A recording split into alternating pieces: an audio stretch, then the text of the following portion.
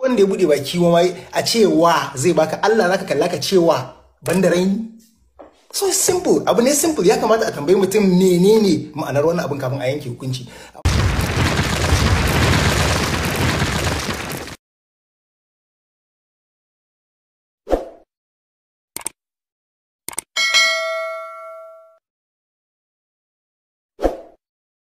Gabubuwa guda uku da muka ambata waɗanda za mu yi magana akan su daga cikin maganansa.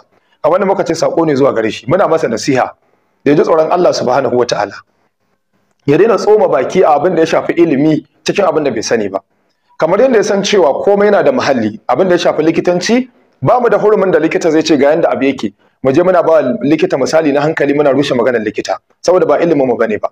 Haka idan wani mai ilimin wata kimiyya da wata fasaha ya zo da wani abu a bincike na ilimi, wata nazariya, ba mu da damar da zamu je mu ce ba haka yake, ba za mu tsoma musu baki ba. To ilimin addini me yasa ya arhadda kowa zai iya tsoma baki a ciki kuma ya faɗa abin da ya ga dama. Ba ina cewa Nuhu ba shi da ilimin addini, ban ce ba subhanallah, ban faɗi wannan ba. To amma shi da kansa yana da yakinin cewa idan aka zo za a raban gado ba zai raba ba. Idan aka zo aka ce ga zakka za a fitar ba zai iya fitarwa ba. Yana da yakinin cewa idan aka zo da mas'aloli da suka shafi auratayya, sadaki da hukunce-hukuncensa, saki da hukunce-hukuncensa, kome da hukunce-hukuncensa, idda da hukunce-hukuncenta, hukuncin jinin al'ada, kaza da kaza da kaza, addini ya san ba fanninsa bane ba, shi ma dole je nemi bayani a wajen malamai. Wanda duka waɗannan abubuwan fa suna ƙasa da tauhidi. To ya ba zai iya tsoma baki a cikin waɗancan abubuwan ba, amma kuma zai iya tsoma baki akan abin da ya shafi siffar Allah subhanahu wataala, haƙƙin Allah da manzansa.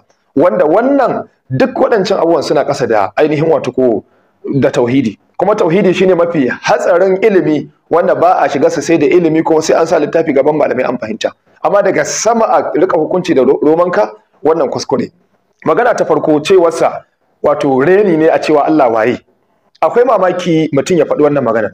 Kusan yaranmu da suke a islamiyu tun yan firamare, ƴaƴayenmu da sauransu suna karanta ɗan littafin muqarrara ana cewa man rabbuka, waye ubangijinka. Sai a ce rabbi Allahu, Allah ne ubangiji na. Tunda ake karanta wannan littafin ba wanda ya taba cewa rena Allah akai da aka ce waye ubangiji. Asali ma bayan wannan idan muka duba Qur'ani cike yake da waɗannan tambayoyin. Allah da kansa shine yake cewa annabi ya tambayi mutane da wannan siga din.